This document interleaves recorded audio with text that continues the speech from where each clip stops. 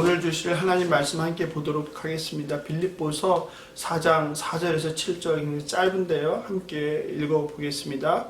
주 안에서 항상 기뻐하라. 내가 다시 말하노니 기뻐하라. 너희 관용을 모든 사람에게 알게 하라. 주께서 가까우시니라. 아무것도 염려하지 말고 다만 모든 일에 기도와 간구로 너희 구할 것을 감사함으로 하나님께 아뢰라. 그리하면 모든 지각에 뛰어난 하나님의 평강이 그리스도 예수 안에서 너희 마음과 생각을 지키시리라. 아멘.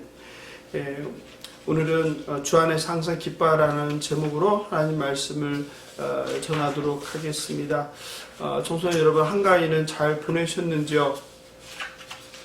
오늘은 빌립보서 첫 시간입니다. 먼저 빌립보서에 대해서 간단하게 여러분에게 첫 시간이니까 소개하고자 합니다. 빌립보서는 사도 바울이 저자로서 에베소서, 골로새서 그리고 빌레몬서와 함께 로마 감옥에 투옥되었던 BC 62년경에 썼던 옥중 서신입니다. 바울은 2차 전도 여행을 하게 되는데 그때에 사도행전 16장에 보면 나오죠. 이 지역 빌립보에 처음 복음을 전하게 되었습니다. 사도행전 16장을 보면 아시아 드로아에 있던 바울에게 밤에 마게도냐 사람이 나타나서 마게도냐로 건너와서 우리를 도우라고 청하게 됩니다. 바울은 그 환상을 경험한 후에 마게도냐로 떠나 복음을 전하게 되었습니다.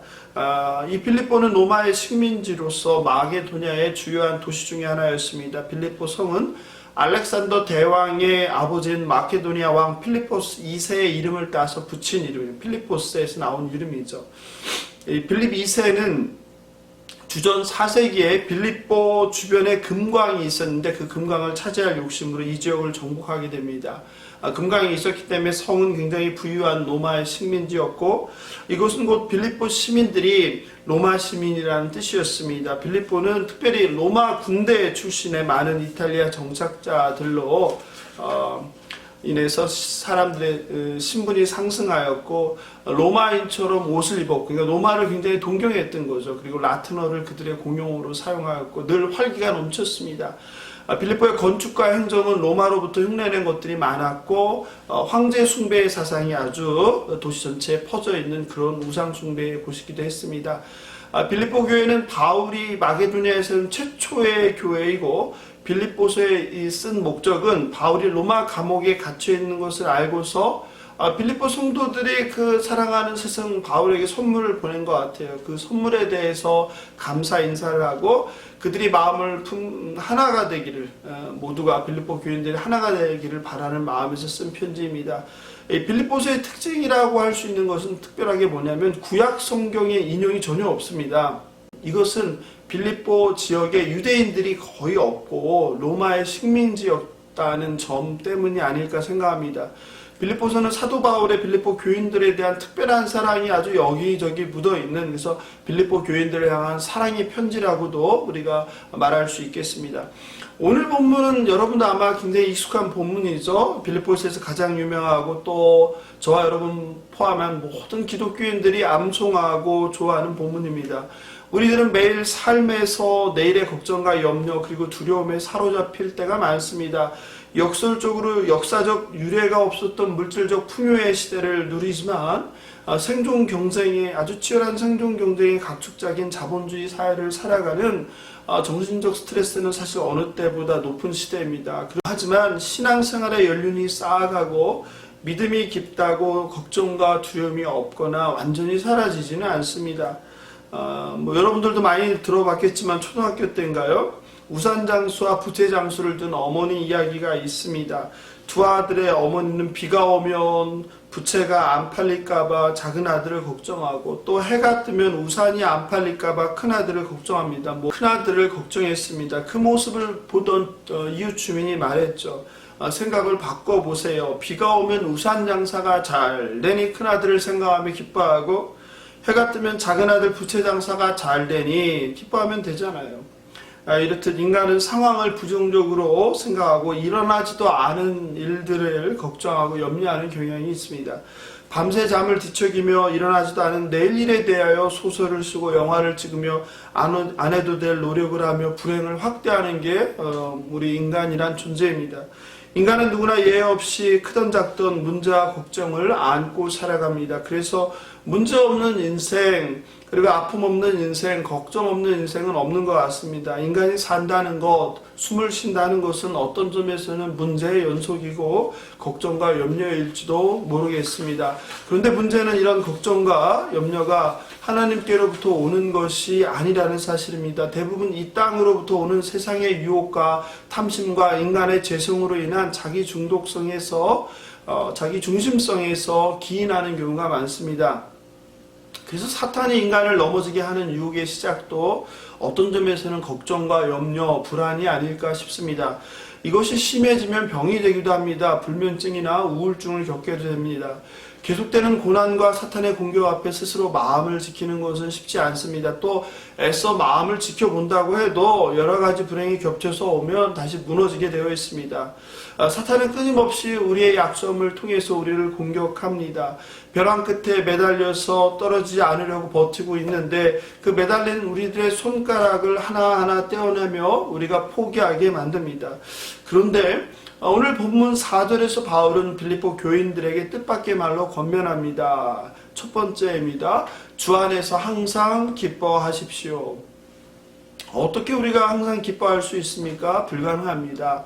오히려 우리가 사는 일상은 문제투성이입니다. 특히 지금은 전 인류가 코로나 바이러스로 인한 팬데믹으로 집단적으로 고통을 경험하고 있습니다. 집단적으로 우울감에 사로잡혀 있습니다. 그것도 한 달도 아니고 두 달도 아니고 벌써 6개월이 지났습니다. 근데 앞으로도 상당 기간을 이런 고통 가운데 살아야 될 것 같아 보이는 상황입니다. 그러니 더 우리의 고통은 가중됩니다. 불확실한 미래로 염려와 근심이 더욱 많아졌습니다. 눈을 들어 우리의 현실을 보면 온갖 삶의 어려움에 둘러싸인 것 같습니다. 질병의 위험, 비정상적인 삶, 바이러스로 인해 위축된, 제한된 삶, 실업의 공포, 도산의 위험 등등 국가 간의 왕래도 정지되어 버렸습니다. 해외를 가기도 쉽지 않은 상황입니다. 외국에서 우리나라로 오지도 못하는 상황입니다. 어떻게 이런 상황에 항상 우리가 기뻐할 수 있겠습니까? 그리스도인으로 고난을 어느 정도 견디며 참는 것은 가능합니다. 그런데 항상 기뻐하는 것은 글쎄요, 어떻게 그게 가능할까라는 생각을 하게 됩니다. 때로는 이런 바울의 권면이 가혹하게 느껴지고 너무 현실감이 없는 이야기 아닌가라는 생각이 들 때가 있습니다. 그렇다면 바울이 말하는 그 기쁨의 정체는 도대체 무엇일까요? 우리에게 억지스러운 가식적인 기쁨을 말하는 것일까요? 전혀 기쁘지 않은데 상황은 정말 암담한데 일부러 기쁜 척을 하라는 뜻일까요? 아니면 추상적이고 관념적이고 현실 도피적인 기쁨을 말하라는 것일까요? 그러니까 현실 세계에 발딛고 살면서 현실 세계에 사는 것 같지 않고 뭐 천상의 삶을 사는 것처럼 아니면 저 산속에서 현실 회피적인 삶을 사는 것처럼 그런 것을 말하는 걸까요? 바울이 처한 상황을 살펴보면 결코 현실 도피적인 그런 기쁨을 말하는 것 같지 않습니다. 어떤 영적으로 신비로운 그런 상태를 말하는 것 같지도 않습니다. 그런데 우리가 여기서 주목할 것이 하나 있습니다. 그것은 바로 사도 바울이 어떤 상황에 처해 있는가입니다. 바울은 지금 감옥에서 편지를 쓰고 있습니다. 이 편지를 보낼 당시 바울은 로마 감옥에 갇혀 있던 것으로 보입니다. 빌립보서 1장 12절입니다. 형제들아, 내가 당한 일이 도리어 복음 전파의 진전이 된 줄을 너희가 알기를 원하노라. 무슨 말입니까? 감옥에 갇혔는데 복음을 전파하는 기회가 되었다 이 말입니다. 그리고 13절입니다. 이러므로 나의 매임이, 여기 나오죠. 나의 매임이라는 게 무엇입니까? 감옥에 갇혔다 이런 뜻이겠죠. 우리 인간적인 생각으로는 바울은 어떤 상황입니까? 최악의 상황이죠. 감옥에 갇힌 상황입니다. 전혀 기뻐할 수 있는 상황이 아닙니다. 감옥에 갇혔는데 기뻐할 사람이 세상에 누가 있겠습니까? 그것도 그냥 좀 있으면 풀려나는 게 아니죠. 잘못되면 사형을 당할 수 있는 그런 중범입니다. 중죄를 지었습니다. 고난에 있는 바울이 감옥 안에서 우리가 이해할 수 없는 고난 중의 기쁨을 빌립보 사랑하는 성도들에게 말하고 있는 것입니다. 그런데 우리는 이미 사도행전 16장에서 이런 바울을 경험했습니다. 16장 25절이죠. 제가 읽어드리겠습니다. 한밤중에 바울과 실라가 기도하고 하나님을 찬송하며 제수들이 듣더라. 어떤 상황입니까? 이때도 바울이 감옥에 갇혀 있었습니다. 그런데 바울에 갇혀서 뭐하고 있습니까? 하나님을 원명하고 자기가 처한 상황을 불평하고 탄식하지 않습니다. 도리어 어떻게 합니까? 신라와 함께 하나님을 찬양하였다. 이렇게 본문을 말합니다. 몸이 상한 상태도 아니었습니다. 사도행전 16장을 보면 22절 23절을 보면 옷이 찢기고 벗기고 매를 맞은 상태였다고 합니다. 24절을 보면 착고에 채워진 상태였다고 합니다. 어떻게 이런 상황에서 하나님을 찬양하겠습니까? 우리들 같으면 이런 상황에서 기도와 찬양이 나오겠습니까? 바울은 스스로 직접 말할 수 없는 고난이란 고통 가운데 있습니다. 그런데 우리가 이해할 수 없는 어떤 기쁨 가운데 그는 하나님을 찬양하는 것입니다. 결국 바울이 기뻐하라는 것의 핵심은 그냥 기뻐하는 게 아닙니다. 기분이 좋은 상태가 아닙니다. 주 안에서 기뻐하라는 것입니다. 이것을 이해하는 저와 여러분 되면 좋겠습니다. 신자들의 참된 기쁨이 삶에 처한 상황에 있지 않다는 것을 말합니다. 세상으로부터 오는 기쁨이 아니라 나의 처한 상황의 어떤 좋음으로 인한 기쁨이 아니라 바로 하나님께서 주시는 예수 그리스도 안에서 누리는 기쁨을 바울은 말하고 있습니다. 우리가 처한 현실은 조금도 바뀌지 않았습니다. 우리가 갖고 있는 문제들은 조금도 해결되지 않았습니다. 삶의 어려움은 여전합니다. 삶의 필요는 여전히 많습니다. 가난합니다. 공궁합니다. 그러나 그 상황 속에서 앞이 보이지 않는 상황 속에서 좌우가 막힌 상황 속에서 오직 하늘을 바라보며 하늘에 계신 여호와 하나님으로 기뻐할 수 있는 그런 기쁨을 말합니다. 참된 기쁨은 바로 이렇게 우리가 처한 상황의 어떤 좋음으로 인해서 풍족함으로 인해서 내가 아쉬운 것이 하나도 없는 상황으로 인해서 기뻐하는 것이 아니라 내가 비록 처한 상황은 답답하지만 그리고 어렵지만 그럼에도 불구하고 우리 안에 계시는 성령 하나님으로 예수 그리스도로 구원을 주시는 하나님으로 인해서 기뻐하는 기쁨을 의미합니다. 나로 인함도 아니고 내가 처한 상황의 변화로 인함이 아닙니다. 오직 나를 사랑하사 나를 위하여 자기 자신을 버리신 자기 몸을 내어주신 예수 그리스도로 기뻐하는 것이 신앙인의 우리 기독교인의 참된 기쁨임을 믿으시기 바랍니다. 상황에 따라 변하는 기쁨이 아니라 잠깐 찾아왔다가 사라지는 그런 기쁨이 아니라 오직 생명이신 예수 그리스도로부터 오는 그 영원한 기쁨을 누리는 저와 여러분 되길 예수님의 이름으로 축복하며 기도합니다. 둘째, 오늘 본문을 통해서 바울은 아무것도 염려하지 말고 감사함으로 기도하라고 말하고 있습니다. 6절입니다. 함께 읽어보겠습니다. 아무것도 염려하지 말고 다만 모든 일에 기도와 간구와 너희 구할 것을 감사함으로 하나님께 아뢰라. 염려라는 것은 불안하고 괴롭히는 근심, 특히 자신이 통제할 수 없는 것들에 대한 부당한 걱정이라는 뜻입니다. 사실 빌립보 교인들은 염려와 걱정이 가득한 상황에 있습니다. 바울은 감옥에 갇혀 있고 교인들은 박해의 위협을 받고 있기 때문입니다. 바울은 이런 상황에서 절망하지 말고 하나님께 나아가 기도하라고 말합니다. 그런데 그냥 기도가 아니라 감사함으로 아뢰라고 말하고 있습니다. 사실은 예수님께서도 마태복음 6장 31절 34절에서 염려와 기도에 대해서 이미 말씀하셨습니다. 함께 읽어보겠습니다. 그러므로 염려하여 이르기를 무엇을 먹을까 무엇을 마실까 무엇을 입을까 하지 말라. 이는 다 이방인들이 구하는 것이라. 너희 하늘 아버지께서 이 모든 것이 너에게 있어야 할 줄을 아시느니라. 그런즉 너희는 먼저 그의 나라와 그의 일을 구하라. 그리하면 이 모든 것을 너희에게 더하시리라. 그러므로 내일 일을 위하여 염려하지 말라. 내일 일은 내일이 염려할 것이요 한날의 괴로움은 그날로 족하니라. 아멘. 하나님 아버지께서는 이미 자녀들의 필요를 알고 계십니다. 우리들이 해야 할 일은 염려하거나 걱정하는 것이 아닙니다. 내일 일은 내일이 염려하게 하라고 말씀하십니다. 저와 여러분이 해야 되는 일은 먼저 아버지의 나라와 아버지의 의를 구하는 것입니다. 그러면 하나님께서 모든 것을 더해 주십니다. 그렇습니다. 참된 기도는 우리의 필요와 그리고 문제들을 넘어서 하나님에 대해 깊은 감사를 드리는 것입니다.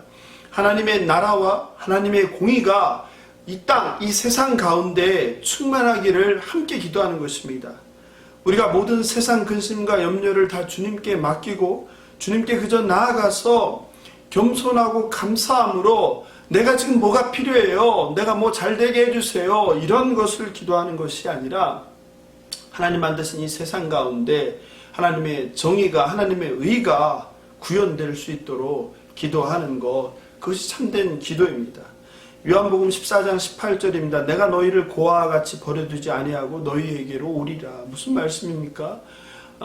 이미 본문에서 말씀한 것처럼 너희가 먼저 하나님의 나라와 하나님의 의를 구할 때 내가 너희들의 필요를 다 알아서 채워준다, 이 말씀이죠. 그러므로 너희들은 염려하지 말라.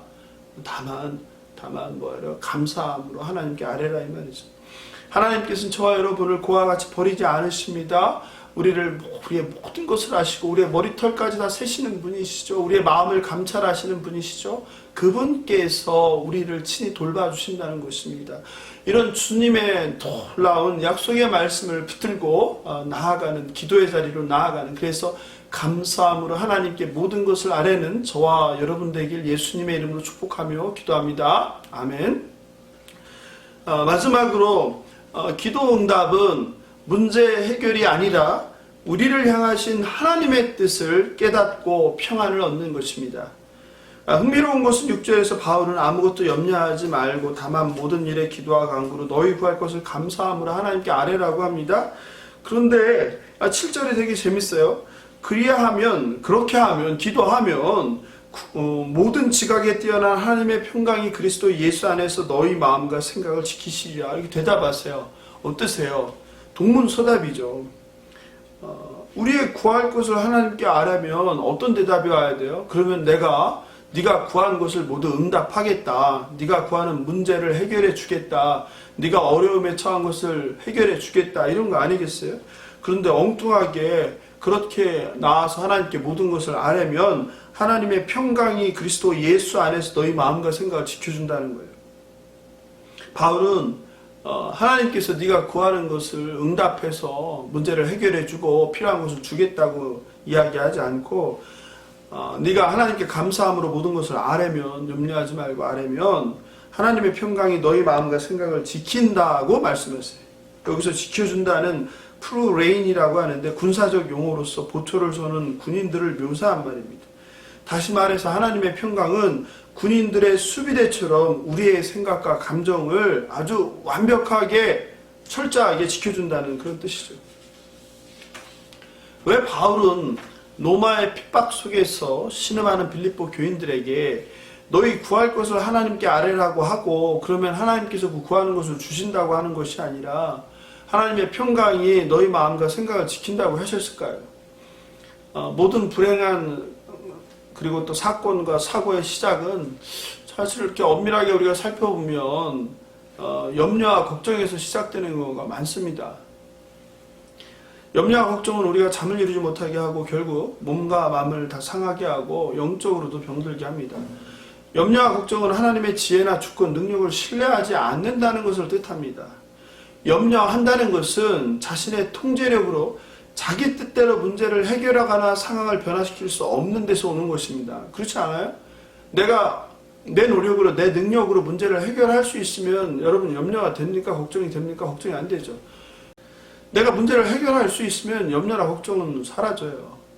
즉 염려한다는 거, 걱정한다는 것은 내 능력으로, 내가 가진 것으로 문제를 해결할 수 없을 때 오는 거예요. 즉 염려한다는 것은 자신의 통제력으로 어떤 문제나 상황을 바꿀 수 없다는 데서 오는 거예요. 즉 자신이 주인이 되려고 하는데 그렇게 되지 않을 때 생기는 겁니다.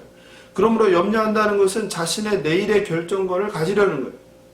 그러므로 하나님의 말씀처럼 내일 일을 내일이 염려하도록 맡기고 모든 것을 주님께 의탁할 때, 그리고 주의 도우심과 자비를 구할 때 이런 염려가 사라질 수 있다는 것입니다. 그러나 안타깝게도 우리가 날마다의 삶 속에서 마주하는 현실과 또 많은 의사결정들, 또 선택들, 이런 것들은 이렇게 말처럼 간단치가 않습니다. 그죠? 베드로전서 5장 7절은 말합니다. 너희 염려를 다 주께 맡기라. 이는 그가 너희를 돌보심이라. 8절 근신하라 깨어라. 너희 대적 마귀가 우는 사자같이 두루다니며 삼킬 자를 찾나니. 이렇게 말합니다.